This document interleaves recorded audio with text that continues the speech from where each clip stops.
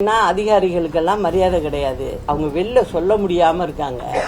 மாவட்ட ஆட்சித்தலைவராக இருக்கட்டும், அமைச்சர்களாகட்டும், அவங்க எல்லாம் அந்த முறைப்படி, அதாவது என்னன்னா அரசாங்கத்துக்கு ஒரு இது இருக்கு, அதுபடி நடந்துக்கணும்னு சொல்லிக்கிறேன்.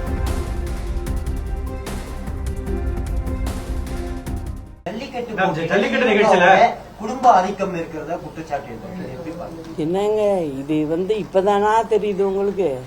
இந்த குடும்ப ஆதிக்கங்கிறது நேற்று டிவியில கொஞ்சம் பேர் காமிச்சிட்டாங்க, அதனால சொல்றீங்க.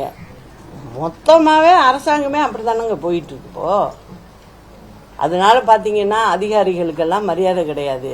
அவங்க வெளில சொல்ல முடியாம இருக்காங்க. மரியாதைங்கிறது சுத்தமா கிடையாது. அதே போல பாத்தீங்கன்னா எல்லா விதத்திலையும் அவங்க செய்யறது தான். நேற்று எல்லாம் டிவியை பார்த்ததுனால மாவட்ட ஆட்சித்தலைவரை எழுந்துருங்கன்னு சொல்லிட்டு அவங்கெல்லாம் போய் உட்கார்றாங்கன்னு. நான் என்ன சொல்றேன், நீங்க உங்க வீட்டிலேருந்து போங்க, பாருங்க, வேண்டான்னு சொல்லலை. நீங்க பின் வரிசையில் ரோ போட்டு அதில் உங்க நண்பர்களோ உறவினர்களோ வந்தா உட்கார வைங்க, பார்க்கலாம்.